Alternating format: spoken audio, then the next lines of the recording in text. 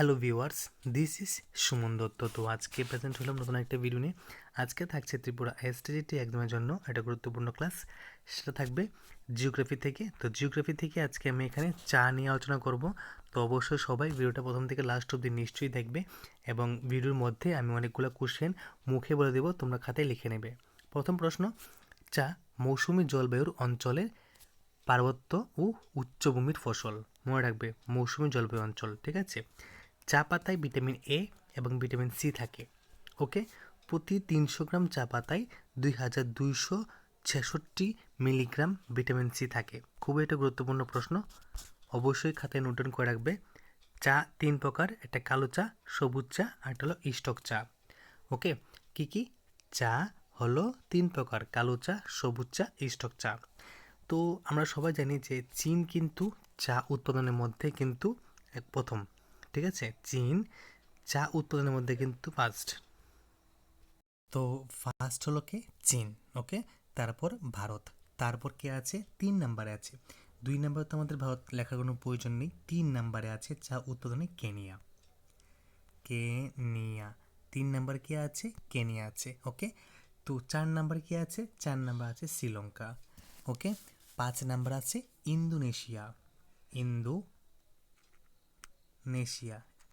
এটা আছে 5 নাম্বারে। ওকে, এ প্লেস হলো 5 নাম্বার। ওকে, তারপর আছে তুরস্ক। তুরস্ক আছে 6 নাম্বার। 6 নাম্বার আছে কে? তুরস্ক, ঠিক আছে। 6 নম্বরে তুরস্ক, 7 নম্বরে ভিয়েতনাম, এবং 8 নম্বরে আছে জাপান। তো এখন দেখো চীন থেকে কিছু প্রশ্ন, ঠিক আছে, আমি বলে দিচ্ছি। তো আমরা জানি যে চীন হলো প্রথম বিশ্বের। তো চীনে যেরকম চা পাওয়া যায় সেটা সবুজ চা, ঠিক আছে। তবে কালো চাও আছে এবং স্টক চাও আছে, কিন্তু চীনের মধ্যে সবুজ চা যে পাওয়া যায় তার পরিমাণ 73%।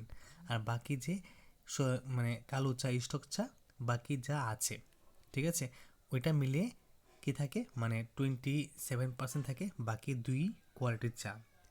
তারপরে দেখবে যে চীনের মধ্যে যে ইয়াংশি নদী আছে, ওইখানকার জেজিয়াং, কি জেজিয়াং, জেজিয়াং, মনে রাখবে, জেজিয়াং, তারপর হেনান, আনহুই ও জিয়াংসু, এই নদী উপত্যকার কাছে মানে চা বেশি পাওয়া যায়।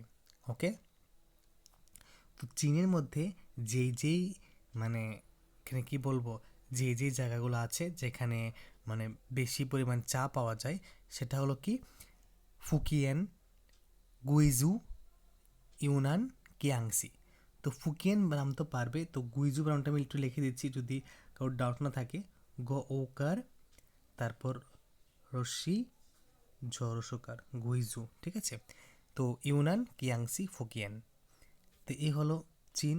তারপর সেকেন্ড পজিশন আছে কি ভারত। তো ভারত থেকে আমরা জানি যে ভারত চা উৎপাদনে সেকেন্ড পজিশনে আছে। তো ভারতে বেশিরভাগ অঞ্চলে কিন্তু কি আছে, মানে এখানে এরকম এরকম টিলা অঞ্চল আছে, তো এখানে অবশ্যই চা ভালো হবে। তো পশ্চিমবঙ্গের যে তরাই অঞ্চল আছে এবং ডুয়ার্স অঞ্চল আছে, ওইখানে কিন্তু চা উৎপন্ন হয়, এবং অসমের ব্রহ্মপুত্র ও সুরমা নদীর উপত্যকার সামনেও কিন্তু চা উৎপাদন হয়, ঠিক আছে। তো ভারতে 70% চা, মানে শতকরা 70% চা অঞ্চলে মানে ভারতের মধ্যেই উৎপাদন হয়ে থাকে। তো ভারতের দ্বিতীয় চা উৎপাদনকারী অঞ্চল হলো কি, মানে যদি মনে করো যে ভারতের মধ্যে প্রথম প্রথম যে চা বেশি বা উৎপন্ন হয়, সেটা হলো পশ্চিমবঙ্গের তরাই এবং ডুয়ার্স অঞ্চল। তারপর আছে আসামের ব্রহ্মপুত্র, আর এই যে সুরমা নদীর তীরে যেই চা বাগানগুলো আছে সেগুলা, এটা হলো প্রথম।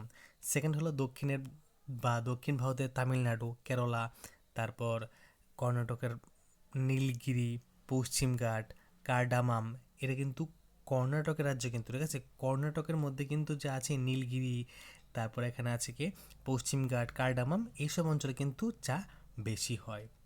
তো এটা আমাদের মনে রাখা উচিত, ঠিক আছে। তারপর কি আছে? কেনিয়া। তো কেনিয়া কিন্তু পূর্ব আফ্রিকা দেশের মানে এটা মানে রাজ্যটা সরি, মানে পূর্ব আফ্রিকা দেশটি, ঠিক আছে, মানে দেশ হবে, রাজ্য না। এই যে কেনিয়া পূর্ব আফ্রিকার মধ্যে একটা দেশ, ঠিক আছে, পূর্ব আফ্রিকার একটা দেশ হলো কেনিয়া। তো ওই কেনিয়া কিন্তু 3 নাম্বার পজিশনে আসে চা বানানোর ক্ষেত্রে বা চা উৎপাদনের ক্ষেত্রে। তো কেইন নামক জৈনিক ইউরোপীয় 1903 খ্রিস্টাব্দে সাম্বা নামক স্থানে চায়ের চাষ শুরু করেন। কে? কেইন। এই কেইন নামক একজন ব্যক্তি 1930 সালে কি করেছে, সরি 1903 সালে সে কি করেছে, সে সাম্বা, তাহলে বাচ্চা আকার মব সংযুক্ত আকার, এই সাম্বা নামক জায়গায় সে কি করেছে, চা চাষ শুরু করেছে। ঠিক আছে। তো ওই সময় নাইরোবির নিকটে প্রায় 1220 মিটার উচ্চতাযুক্ত উচ্চভূমিতে এবং কিলিমাঞ্জারোতে পর্বতের পূর্ব ডালে বেশিরভাগ বাগিচা ছিল। ওইখানে তিনি চা উৎপাদন করা শুরু করেন। ঠিক আছে।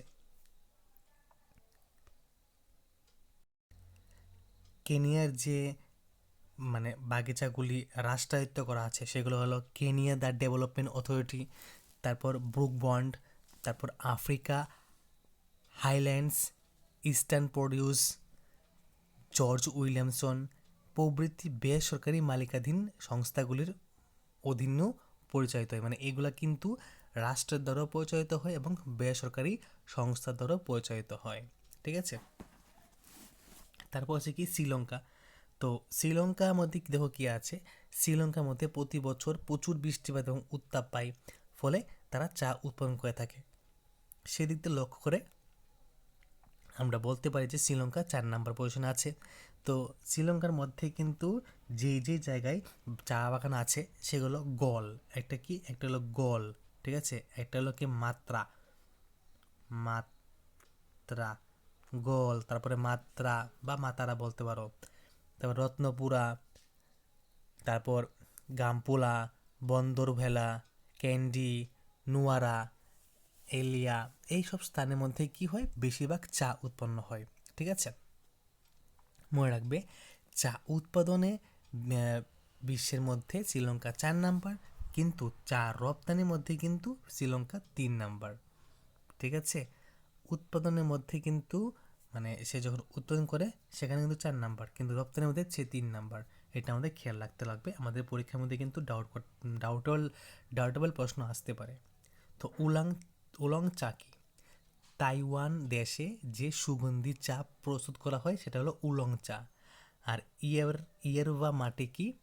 প্যারাগুয়ে, আর্জেন্টিনায় ঔষধি গুণযুক্ত এক প্রকার চা, এটাকে বলা হয় ইয়ারবা মাটে। ওকে, খুবই কিন্তু মানে গুরুত্বপূর্ণ প্রশ্ন। এটা কোথায়? এটা হলো ইয়ারবা মাটে হলো প্যারাগুয়ে এবং আর্জেন্টিনায়। তাইওয়ান দেশে যে সুগন্ধি চা হয় সেটা হলো কি, উলং চা, এটা মনে রাখবে। তারপর চা উৎপাদনের জন্য কীরকম জলবায়ুর প্রয়োজন হয়?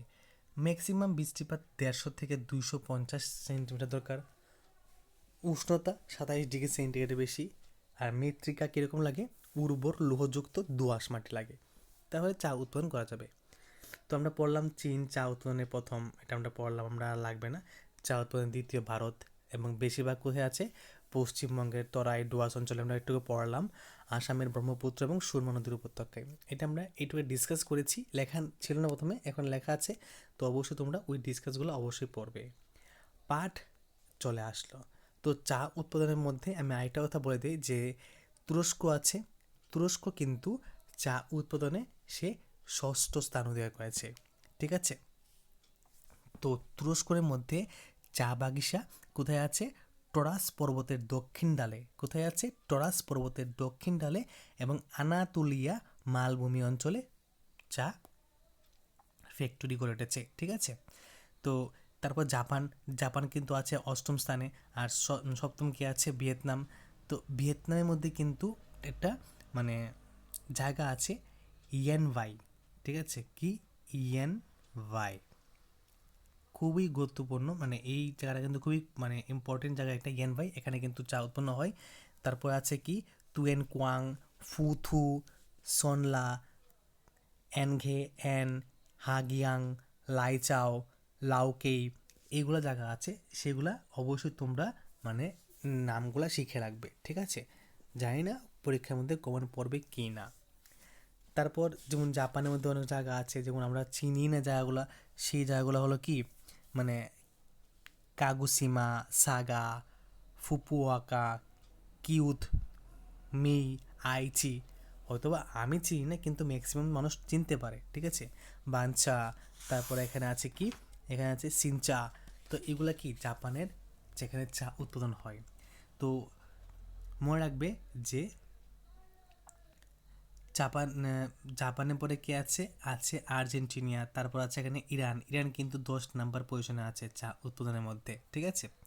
ইরানে প্রধানত কালো চা উৎপাদন হয়, মানে ইরানের পজিশন হলো 10, কিন্তু ইরানে কিন্তু সবসময় ব্ল্যাক টি, ঠিক আছে, ব্ল্যাক টি উৎপন্ন করা হয়, মনে রাখবে।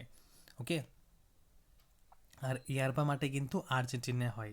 আমরা এটাও পড়েছি ইয়ারবা মাটে, এই যে ইয়ারবা মাটে এখানে আছে, ঠিক আছে, ইয়ারবা মাটে। তারপর এখানে পাট থেকে মানে পাট উৎপাদনে পৃথিবীতে প্রথম স্থান করেছে কে? ভারত, ঠিক আছে? তো এখানে ভারত লেখা হয়নি, মানে এখানে আমরা লেখা উচিত ছিল, মানে এখানে ভুলে গেছি।